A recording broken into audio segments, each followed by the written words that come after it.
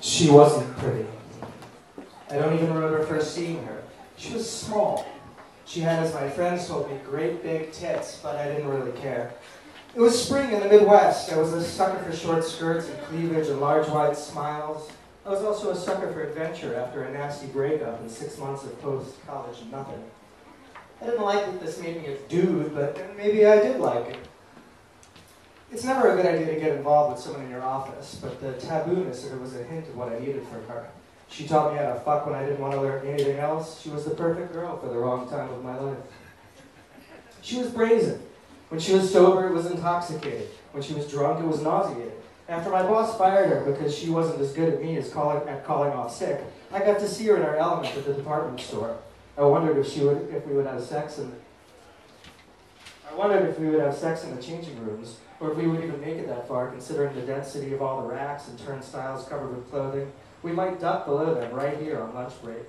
My friend Billy warned me over pasta and breadsticks at some chain restaurant to stay away from girls with fucked up childhoods, but I didn't see how she had a fucked up childhood.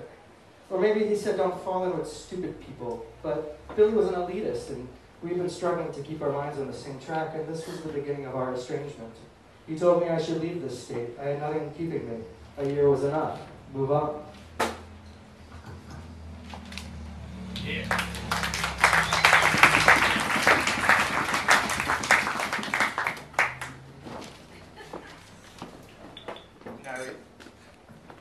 Narrator lacks focus.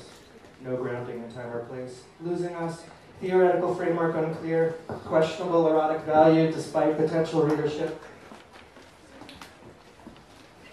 I don't know what to tell you. This is all I have, and I didn't say it was a story when I started. Do you really want to know more about her crying? About how she cried every time I saw her for months? It didn't start during her threats of being pregnant again. It started earlier, after the abortion was over, when I tried to break up with her because she was crying about it, even though she'd agreed to it, even though she'd said it wouldn't change her. She'd call and call and call and ask why, and I started avoiding the calls. But then she'd just show up, and she'd be crying, sometimes even in her pajamas, there on the front porch, not really caring that any of the 5 other guys that I lived with might answer the door and see her there all wet-faced and pouty. She cried every time I saw her, but it did not make me sympathize. Quite the opposite. It made her trashy and pathetic and somehow sexier in that slick, damaged, torn stocking sort of way.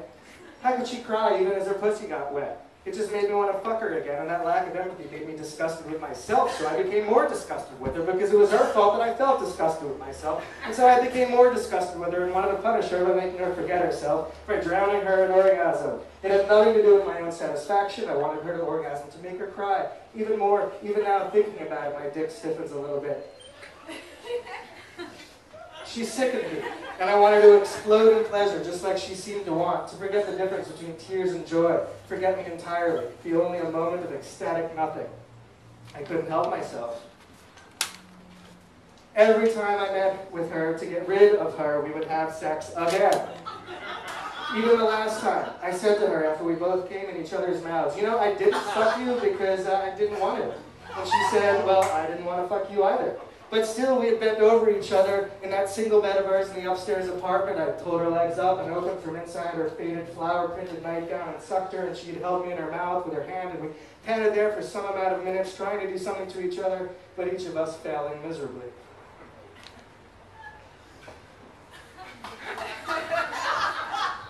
Narrator needs work.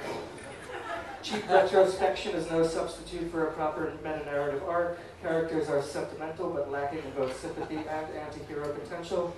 Protagonist versus antagonist relationship remains unclear. Reminder, this is not a therapy session. We are not counselors. We are not friends.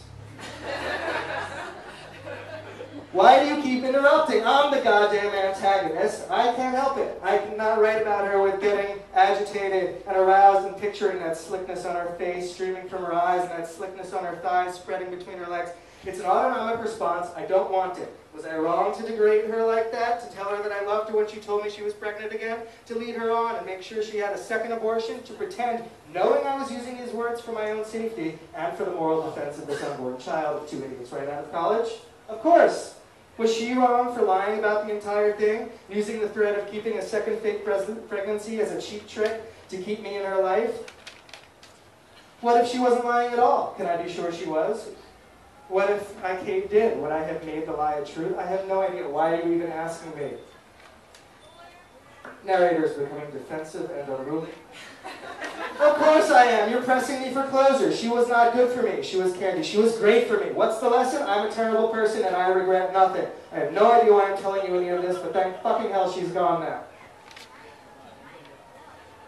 Narrator should be let go. Dispatch letter of dismissal with the following note. Recommend narrator keep their journals to themselves. Recommend the narrator take a few pills, tell a friend or their girlfriend, so in private. Please follow up with an open letter to the applicant pool seeking new narrator for story.